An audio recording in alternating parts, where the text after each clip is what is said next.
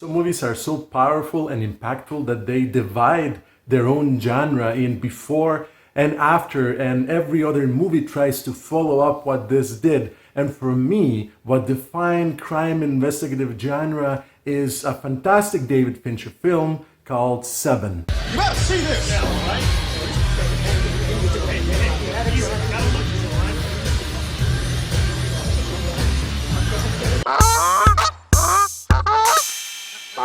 The film follows the investigation of grisly murders by a serial killer that follows the Bible as the blueprint and makes every murder look like it's a punishment for a deadly sin such as sloth, envy, and so on. The main investigation is done by senior detective Somerset, that is being played by Morgan Freeman, and somewhat newcomer to the area, Detective Mills, played by Brad Pitt. The casting is rounded up by Gwyneth Paltrow, who plays Brad Pitt's wife. And oh my God, the main reason why I'm telling you about this film is that for me, it marked the beginning of an era for amazing investigative detective stories. Seven doesn't shy away from showing you everything.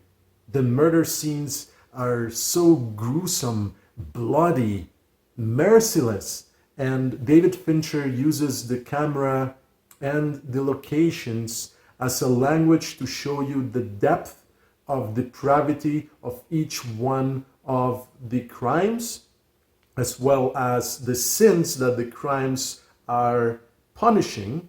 And because of this, I honestly didn't know that a movie can show you so much and mean so much. And it wasn't gratuitous either. So Seven for me defined an era and spoiled everybody that watched this film, because after Seven, every other detective story, any other serial killer investigation movie was completely spoiled because it couldn't match to the level of mastery that Seven delivered on screen.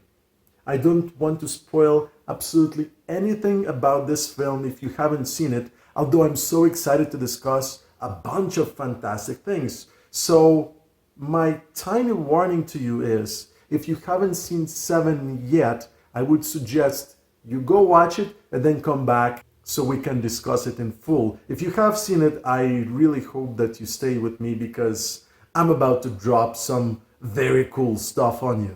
Call for help and you'll live, but you'll be disfigured. Or you can put yourself out of your own misery. Come on. Seven is one of those movies that you need to be ready to watch. First of all, it's not for those who are queasy or weak of heart because of how much it shows of the crimes and the aftermath, and there are plenty of surprises, moments that will shock you, that could be classified as jump scares, but they're really not. And the investigation done masterfully by Somerset and Mills is top notch. Not only does it follow very closely what procedural crime investigation would be in the real world, but you can also see how much Brad Pitt and Morgan Freeman put of themselves into the roles. To begin with, at one of the first chase scenes that happens in the rain, Brad Pitt falls, his hand goes through a window, and he requires surgery. And so for the majority of the film, he had an injured hand, he was in recovery, but still he pushed through and did an amazing role that showcases an amazing range of emotion. And I think it's very interesting how both actors pushed through injuries and made this film, to me, their top performances for both actors. And I know that's a lot to say. 1995 brought an amazing year for Brad Pitt. He did 12 Monkeys and he did Seven. And both of those films really showcases how much not of a handsome romantic interest he is and how much of a range he got and how much emotion he can portray that pulls him completely out of the category of actor that he was onto the stratosphere of top actors in Hollywood and the entire world. Morgan Freeman is very methodic in this, and his character is very conservative, old school.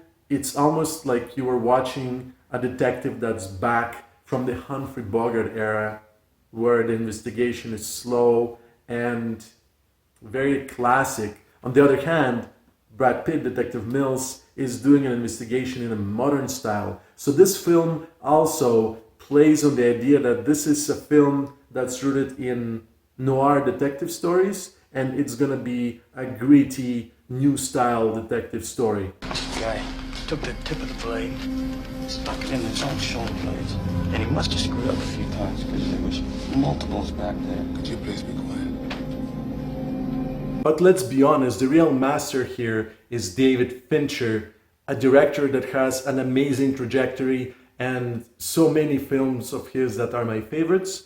Seven stands out because he creates this dirty, grimy, dark, relentless, sinful locations that are so well crafted and so well shot. I know that he rehearses and takes maybe 50, 60, 70 takes for scenes that are important, and it shows because the camera leads the audience on a journey on its own.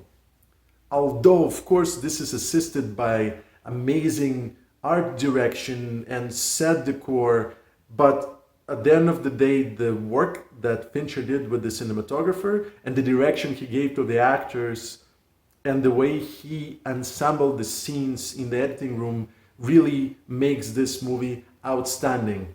For me, there are 4 moments, if you have seen Seven, you'll understand what I mean, that were just out of this world and totally changed the idea on what you can show on screen, even if it's an R-rated film. What about these bruises up here?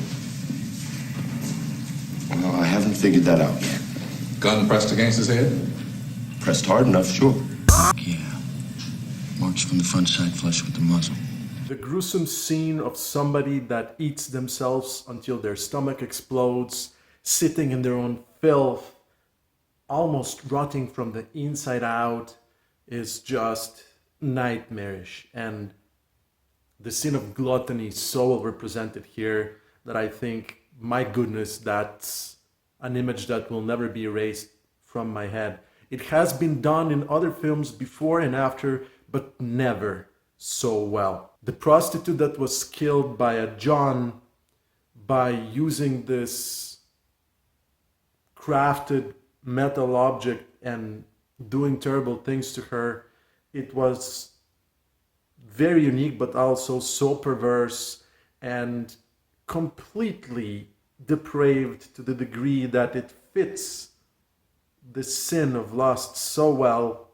And I don't know if any other director could have pulled it off, ever.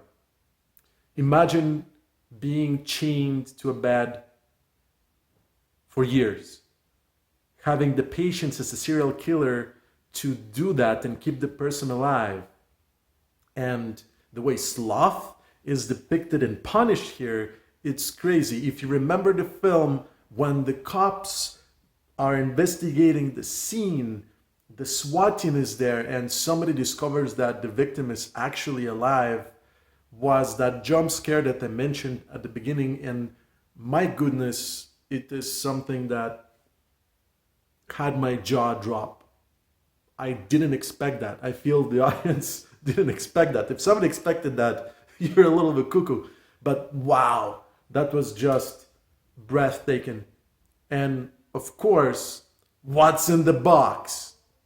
The last sin of wrath was just so well crafted. I cannot believe how much David Fincher pulled this and how well kept the secret was to show who the actual killer is. I know that when the movie was advertised, when you advertise any movie, you try to say, hey, these are the stars who are in the show.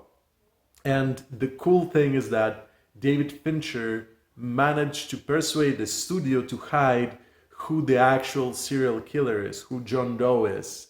And that played perfectly, and I honestly feel that it paid off so well, because at the very end, when Brad Pitt, when Detective Mills becomes the sin of wrath, it's just, whoa, amazing.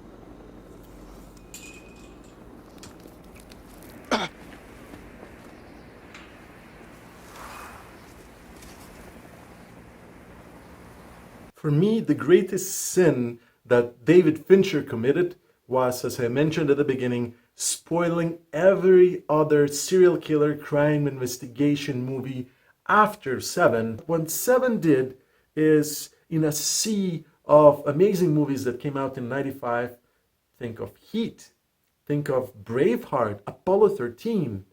I feel it stood out.